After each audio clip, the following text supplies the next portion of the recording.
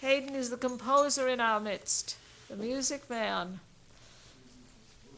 and also the lyricist. He writes musicals, symphonies. Tell us a bit about yourself, Hayden. I'm this tall, this wide. I'm humbled, Jane. That was amazing. That was amazing. Very deeply felt. Well done. I guess I'm a professional voyeur. It's a necessity to be able to document the witness of my consciousness. Mona had mentioned Langston Hughes. I'm going to read that poem, A Mother to a Son. Mother to Son. Well, son, I tell you, life for me ain't been no crystal stair. It had tacks in it, and splinters, and boards torn up, and places with no carpet on the floor, bare.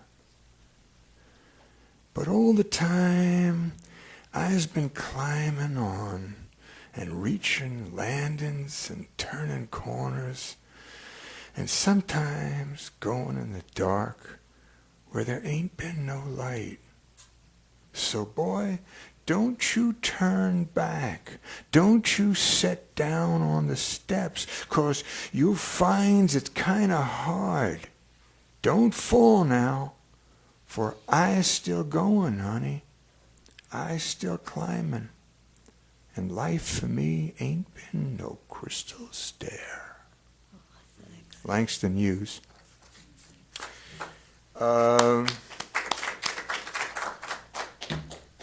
These are from my memoirs. This is an excerpt to be more condensed, specific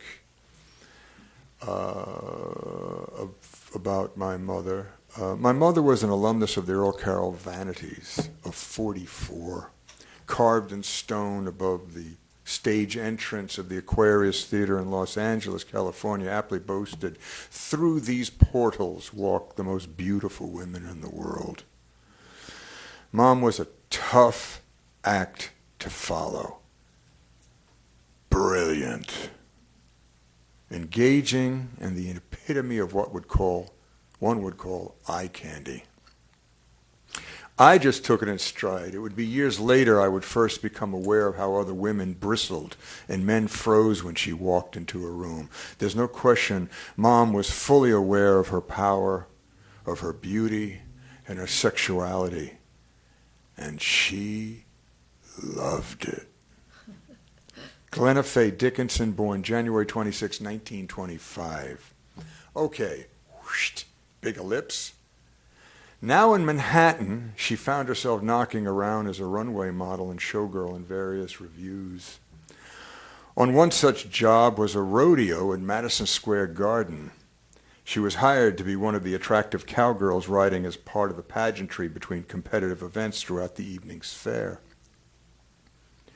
Mom told me when she arrived and found out she had to ride a horse, she immediately emphatically said, "No, I don't ride," remembering her harrowing experience in her youth when she rode a horse that suddenly bolted, trying to knock her off its back, intentionally sprinting under low-limbed trees, finally stopping at a shoreline of a lake out of breath. Mom was convinced if he hadn't exhausted himself, he would have definitely stopped short to throw her off into the water, and she didn't swim. A job is a job, and needing money, she somehow found herself being given a leg up and put on top of a magnificent, large male palomino. With assurances all she had to do was sit and the horse would do the rest. But no sooner did she find herself in the saddle, without even getting her feet into the stirrups, the horse bolted, terracing out into the arena, into the awe and excitement of the audience, who erupted into cheers. Mom didn't even have the reins in her hands and grabbed onto the horse's blonde mane, holding on for dear life as they sprinted out and across the open expanse. I intuitively knew I was going to be thrown and went to jump off myself, kicking my right leg over his neck so to slide down his left side, prepared to crash on the ground below. She continued, "No sooner did I do this, he suddenly stopped short to dislodge me.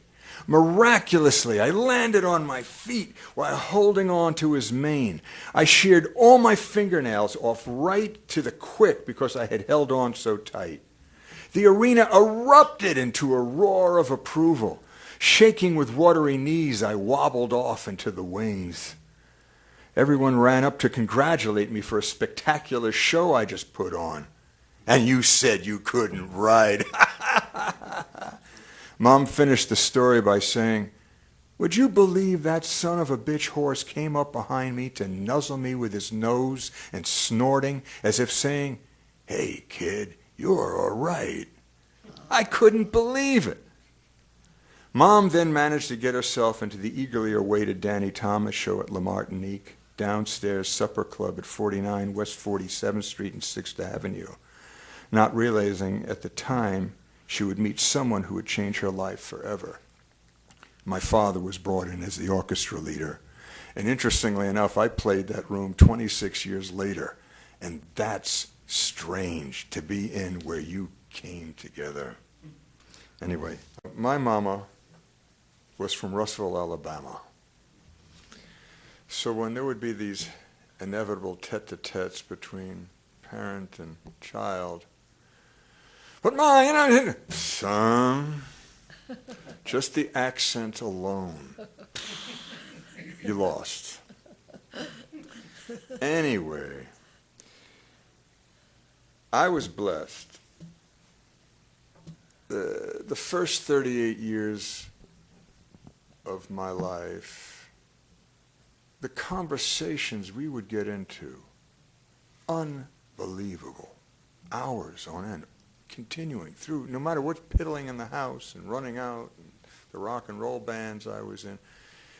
It was astounding. And then ultimately, the last 8 years of her life, she started to change into ultimately a person I didn't know.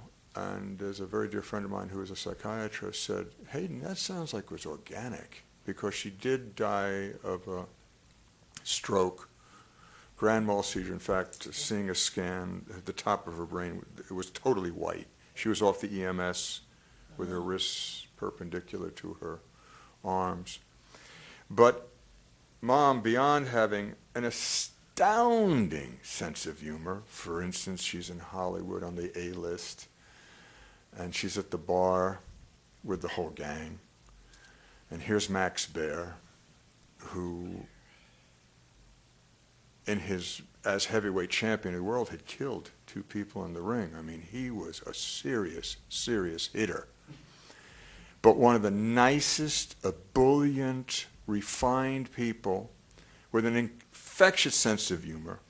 And here's one of these serious suck-ups going, "Max and I could beat everybody in this bar." And my mother quickly retorts, "Max and I could beat everybody in this bar." So that was Mom. But the love she demonstrated is definitely indelibly in my psyche. I know this is about mothers, but I have to say something about my father. My father was one of the most sensually sensitive human beings you could ever imagine. And witnessing my parents together, constantly touching, constantly talking. I remember I was in from some tour, and at that time, here's a Danish girlfriend. And my parents happened to be in town visiting, and they're walking in front of us, and they're holding hands, and then my father puts his arm around my mother, and they're walking.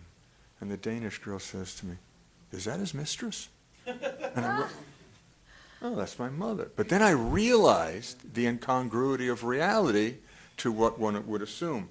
So without rambling on about that specific, and my father gave me my purpose and the sense of responsibility, and my mother demonstrated love, as well as my father, of course, and the discipline to pursue, this is what you see before you. And with that in mind, these are the type of things I write. Have I not always come to thee as if the morning sun, with sails so full from winds so stiff, so wrongs can be undone? A howling gale can blow against the soul till eyes can't see, but just as well it pushes at my back and you to me. How fresh this breeze does blow with all its promise yet to come. How sweet its breath, the rich bouquet of scented lands it's from. And what of all the stars windswept across the endless skies? And what of all the timeless souls so deep within your eyes? I cannot imagine life without you by my side. I cannot imagine breaking bonds because of pride. What I can imagine is two worlds becoming one, and spend our lives entwined until our time is finally done. But is it ever over in this web of silken ties, as we count upon the stars and cast our wishes towards the skies? For I too am a dreamer. As we count upon the stars and cast our wishes towards the skies, for I too am a dreamer, sailing through this endless sea, solar tossed on heaven's wings, which then brought you to me. Too often I have viewed the world aware I was alone, an angry, self-afflicted hurt that I had to atone. I learned that all my world was only what I chose to be. The more I was aware to be aware that I was free. So now this seasoned sailor who has sailed celestial skies has found his lifetime journey has always been within your eyes. And as this dawn awakens with its light so warm and true, feel the winds